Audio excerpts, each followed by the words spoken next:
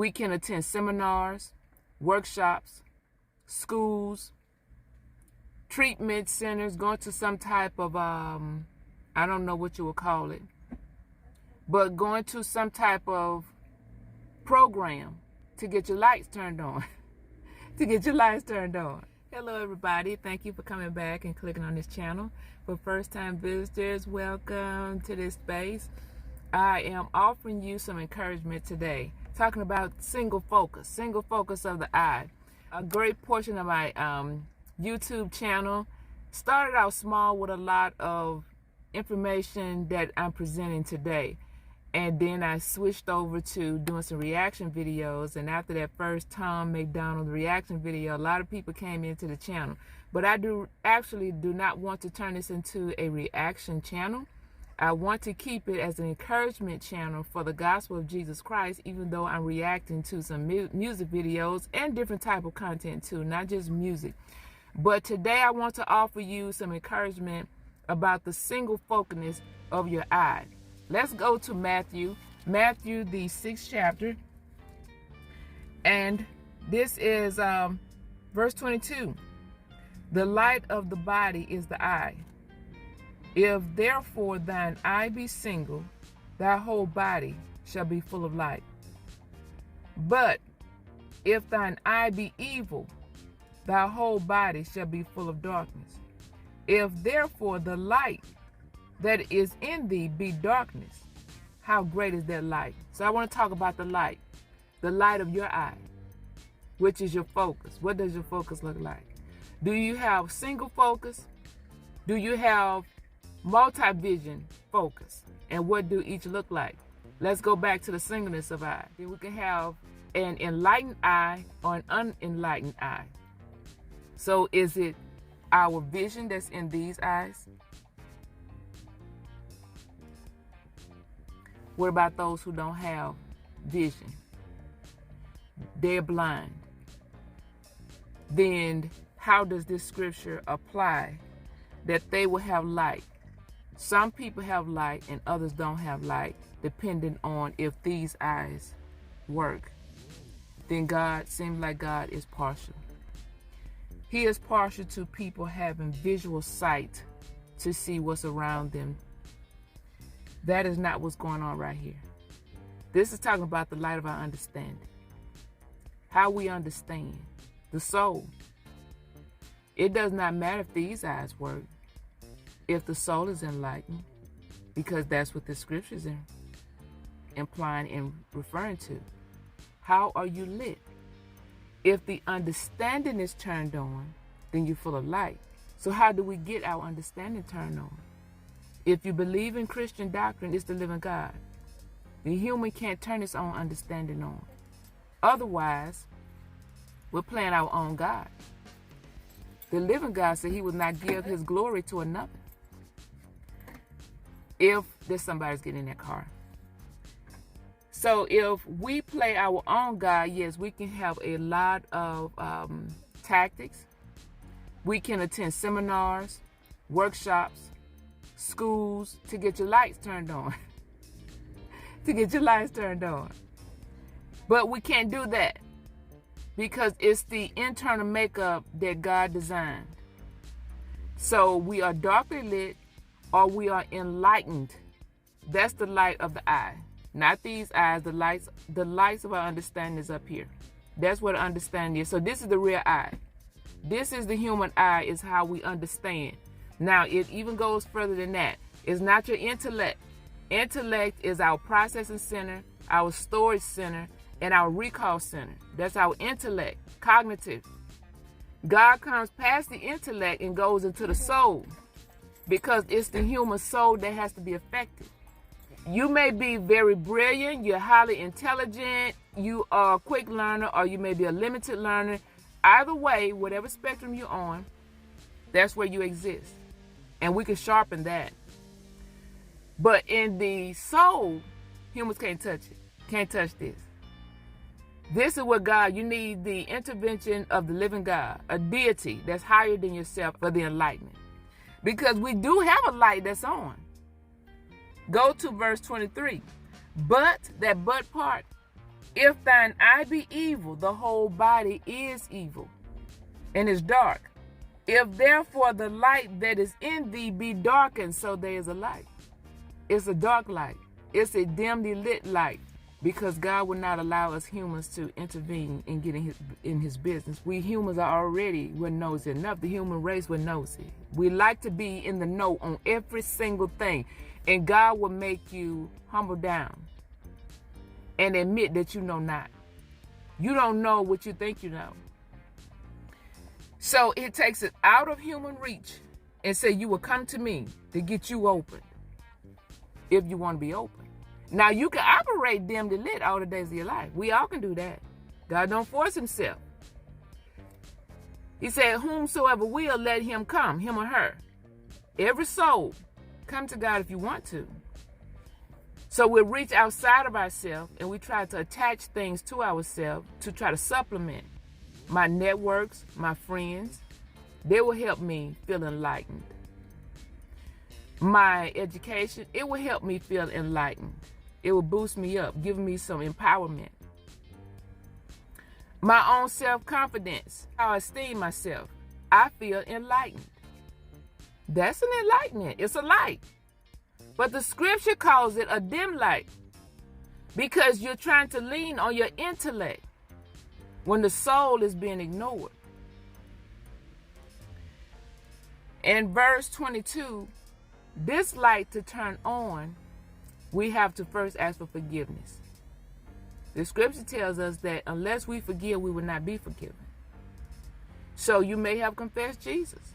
Many people have done that. Jesus is Lord, and they say so. And I can't tell you that he's not Lord for you. You say you confessed him. But still, we got soul homework to do. We got homework in the earth to do. All of our days of our life, he said, do your homework. God asks us to forgive all people. Forgive you first. Forgive people. Then he will forgive you.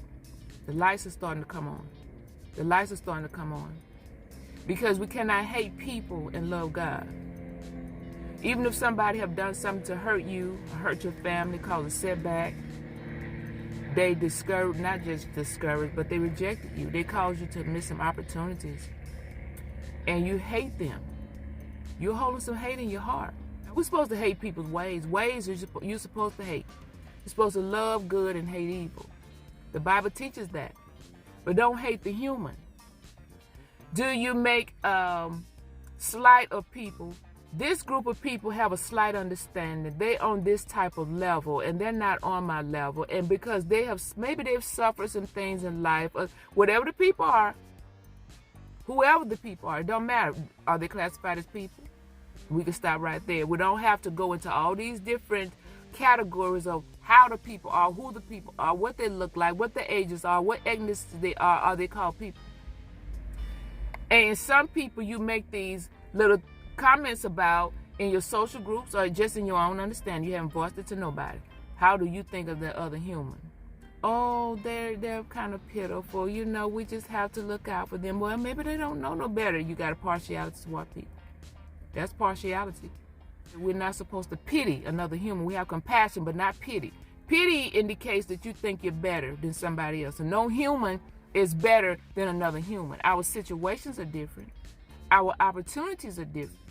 But you yourself in your inner core, in your inner consciousness, you're not different. Your lights are not on. You're seeing light dimly. You're reaching, again, existential of yourself, and you're reaching out to community, social groups. And it's influencing how you think and how you see another person. If you come to the living God, he put everybody on even keel. Everybody is on an even keel. Then he tells us, you better respect them, love them. So how are you going to do that in your own efforts? You can't do it. You can't do it. There's many things about the human existence we can't do for ourselves. That's why you need the deity, the living God. Show me how to be.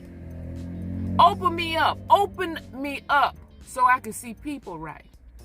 How do you see people? How do you think of people? You will stop all of these little categories. That's the best word I can come up with right now is categories. How you're placing people, putting these in this box. Maybe they're that way because where they came from, their upbringing. It don't matter where you came from. It don't matter what a person's economic opportunities are. Everybody has a story. But what about your rebirth story? That's a story too. It brings you past where you came from. So this is light coming on. God brings us, Jesus brings us into a new way of thinking, and he says it's light. How do you think? Are these lights on? The consciousness. Consciousness. The inner self. Being built up. Being strengthened. Otherwise, we all operate in a weak conscience. And we operate with things on the outside of us to try to gain some strength, which is a false strength. That strength don't last. That strength brings misery. And that strength causes you to be partial toward people. Well, we have to learn how to be impartial. That's a great work, to learn how to be impartial. So I want to encourage you in the light. Walk in the light. Beautiful light. Jesus is the light of the world. Well, he's the light if you let him be the light, because Satan is actually the light of the world. It's a dim light.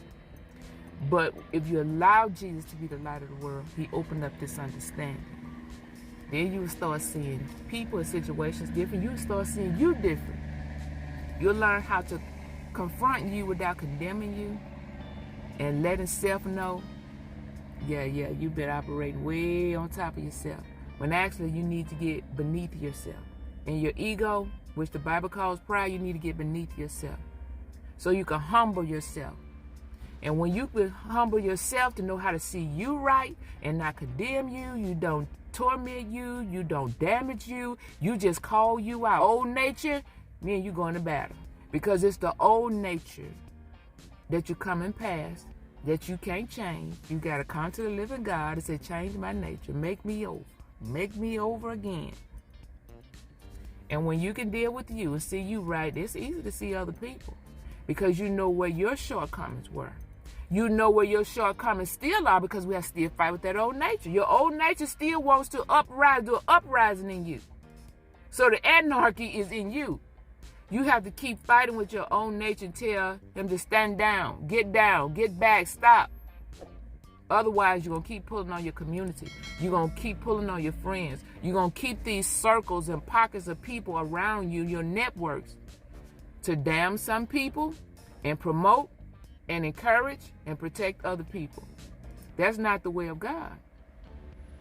It's just people. God put them in here. God put the people, allow the people to be in his planet. It's his earth. We all on borrowed time. So we have to come to a new light. Come out of the lesser light, the dimly lit understanding, which is in the soul, and come into the light of understanding with a renewed mind, a changed mind. I want to encourage you all in that today. Thank you for stopping by the channel. I hope that you all come back and visit the channel. We may have some more teachings and conversations like this. This is what I like. This is what I feel a strength to discuss the scriptures and just bring some practical context to that. But also some other reaction videos and you know, let's take the pauses in the videos and add some context there too. So thank you all again for stopping in and come back to visit the channel, okay? Have a good day.